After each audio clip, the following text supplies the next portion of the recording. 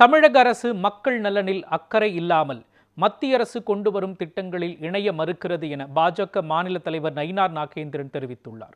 விருதுநகரில் தமிழனின் எழுச்சி பயண பேரணியில் கலந்து கொண்ட பாஜக மாநில தலைவர் நயினார் நாகேந்திரன் செய்தியாளர்களை சந்தித்தார்.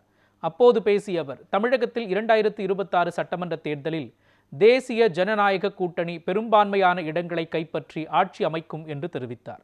மத்திய அரசு எந்த திட்டத்தை கொண்டு வந்தாலும் அதை நடைமுறைப்படுத்துவது மாநில அரசின் கடமை என்று கூறினார்.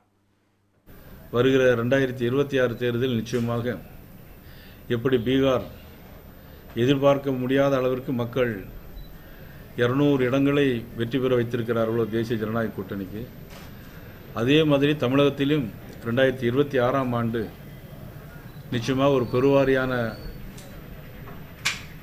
வாக்கு வித்தியாசத்திலும் பெருவாரியான இடங்களை பெற்றும் தேசிய ஜனநாயக கூட்டணி ஆட்சி அமைக்கும். எஸ்ஐஆருக்கு எதிராக கன்னியாகுமரி மாவட்டத்தில் காங்கிரஸ் கட்சியே அவங்க கூட்டணியில் கலந்துக்கிடலை, அவங்களே கலந்துக்கிடலை. பிறகு எப்படி எஸ்ஐஆர் இது தேவையில்லாத ஒரு விஷயம். எஸ்ஐஆரை பொறுத்த மட்டும் உங்களுக்கு வாக்கு வேணும் வேண்டாங்கிறத தீர்மானிக்கிறது நம்ம தான்.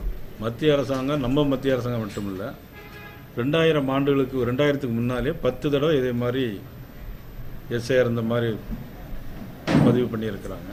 2000க்கு அப்புறம் 2 தடவை நடந்திருக்குது. இதில் என்ன குளறுபடி இருக்குதுங்கிறது தெரியல.